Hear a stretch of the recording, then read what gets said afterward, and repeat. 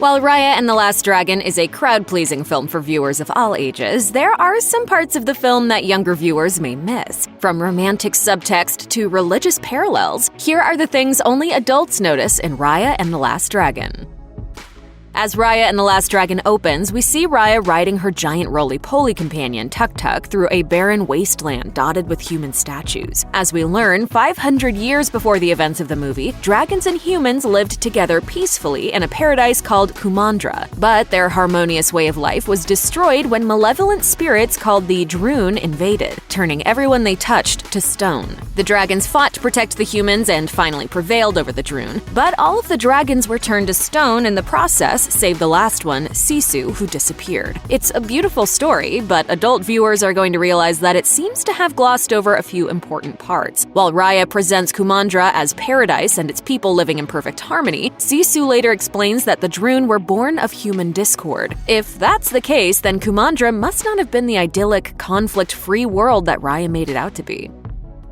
Adults will probably not miss that the story of the dragons that Raya tells at the beginning of Raya and the Last Dragon holds a lot of parallels to a religious creation story. Raya's story begins with humanity living in an idyllic world, watched over by benevolent magical creatures who served as the source of water and rain, and thus all life. It is even implied that the humans worshipped the dragons in the reverent way they bow and raise their hands to their foreheads whenever they're in their presence. When the Druun arrive, it's the dragons who sacrifice themselves in order to give humanity another chance, and dragons who ultimately return centuries later to restore the world to its former glory. Even during the 500 years that dragons are gone, human civilization and conflict all centers around vying for the favor they perceive as being bestowed by the last bit of dragon magic. Kids will likely take it all at face value, but for many adults, the religious parallels will be too strong to miss. When Raya and Namaari first meet as children, the two instantly bond over their shared interest in dragons. Later in the film, Namaari acts as an antagonist until Raya realizes that the key to defeating the Druun is trust, and literally puts her fate in Namaari's hands by giving her heart's piece of the dragon gem. It's a moving arc for both characters, and could hold additional significance from a certain point of view. Some adult viewers may notice that while Raya never gets an explicit love interest in the film, her relationship with Namaari hits many of the same beats often reserved for romantic relationships. The way they meet closely mirrors Anna and Han's first encounter in Frozen, when Hans is explicitly set up as Anna's love interest, and their interactions throughout the film can easily be interpreted as flirtatious. Even Raya's voice actor, Kelly Marie Tran, sees their relationship as being potentially romantic. She shared in an interview with Vanity Fair that while Disney's official stance says nothing about Raya's romantic inclinations, I think if you're a person watching this movie and you see representation in a way that feels really real and authentic to you, then it is real and authentic. When the terrifying Druun show up in Kumandra, they take the form of smoky monsters giving off an ominous purple glow that overtakes people and turns them into stone. Yet for most of the people the Druun transforms into statues, they don't freeze in the position they were in when the Druun first wrapped around them. Rather, most of the time, the statues end up standing with their hands cupped in front of them, as if offering up an invisible gift to a recipient only they can see. While the position of the people affected by the Druun is never explicitly addressed in the film, their cupped hands are actually a subtle way at foreshadowing the eventual solution that will be found by Raya and her friends. Not only does the cupping motion hint at the involvement of Sisu, a water dragon, but it also seems to indicate an action of offering up something important to someone else. This is what Raya eventually realizes she has to do, putting her trust in Namaari and giving her the Heart Tribe's fragment of the dragon gem. This is also what the dragons did 500 years before when they gave the gem to Sisu in the first place. It turns out that the only way to defeat the Druun is with an act of unity and trust, which the Druun was subtly telling its victims all along.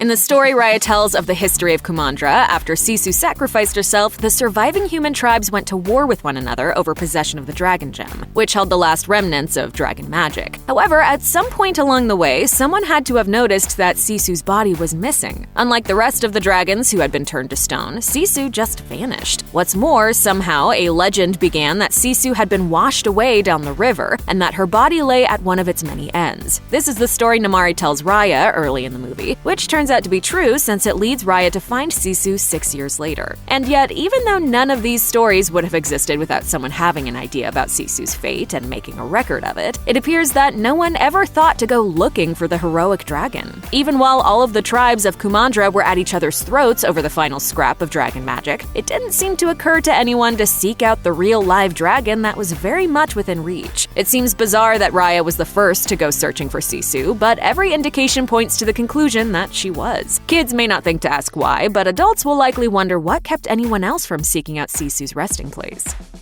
After Raya locates Sisu, she is understandably wary of letting anyone find out that her travel companion is a real-live dragon. Even after making friends with young Boon and the formidable Tong, she is reluctant to let either of them know her friend's true nature. And yet, for some reason, early in the film, Raya doesn't hesitate before telling Namaari that she's found the dragon Sisu. Unlike Boon and Tong, who understandably don't think twice about a human named Sisu, Raya introduces her to Namaari in direct response to Namaari's question about whether Raya was looking for the dragon. If anyone was going to realize that Raya's human friend Sisu was actually a dragon in disguise, it should have been Namaari. That she doesn't is lucky for Raya, but you have to wonder why Raya risked her realizing the truth in the first place.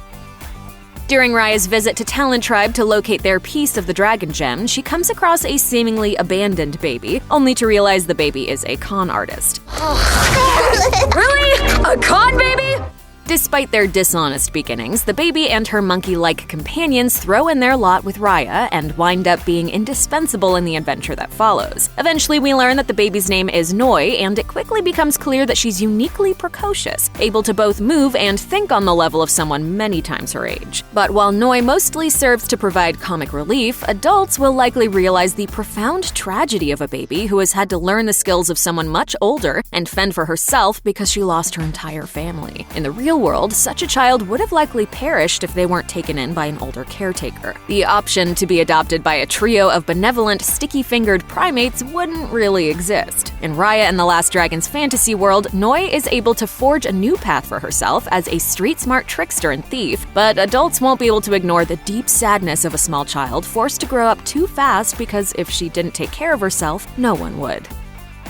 Numerous times throughout Raya and the Last Dragon, characters question Raya's quest to collect the fragments of the broken dragon gem. She's always elusive in her answers, not wanting to give away the secret that she's located Sisu, the last dragon, and is trying to reassemble the gem in order to defeat the Druun and bring back all the people they've locked in stone. Raya's fear is that after centuries of conflict, the other tribes would probably short-sightedly attempt to seize Sisu's power for themselves rather than work together for the betterment of all. However, while Raya's reluctance to reveal the nature of her quest to anyone else is understandable, why is she the only one hunting gem pieces in the first place? After all, the catalyst for all of the conflict is that each of the tribes wanted the original dragon gem for themselves, and that after it was broken, they all took whatever they could get in the hopes of claiming some of its power. Rather than everyone wondering why Raya is collecting gem pieces, isn't the bigger question why no one else is? It seems that rather than being mystified by her actions, the other tribe leaders should assume that Raya's goal is to amass more power for the Heart Tribe. Kids will likely take the constant questions about Raya's motivations in stride, but adults will wonder why no one else thought to do the exact same thing. At the end of Raya and the Last Dragon, after all of the last representatives of each of the 5 tribes have given their dragon gem pieces to Namaari, their combined trust and cooperativeness revives the dragon gem, which in turn erupts with magic, wipes out the Druun, and revives all of the people and dragons who have been turned to stone. Raya and her companions are reunited with their lost loved ones, and Kumandra is once again restored to the paradise it once was. Except, it may not actually be that simple. Just as Raya probably glossed over some less than shiny bits in her account of history, the ending of Raya and the Last Dragon may not be quite as happily ever after as it appears. It's implied that the Druun are a part of the world, and that although the people of Kumandra may drive off the Druun for a time, they're never truly gone. They just go dormant until a new opportunity arises for them to strike. For the dragons, it took 500 years until the 5 tribes could come together and bring them back. Hopefully, it will take even longer for them to fall apart enough for the Druun to find their way back, but adults will realize that as rosy as the ending appears, the threat of the Druun always remains.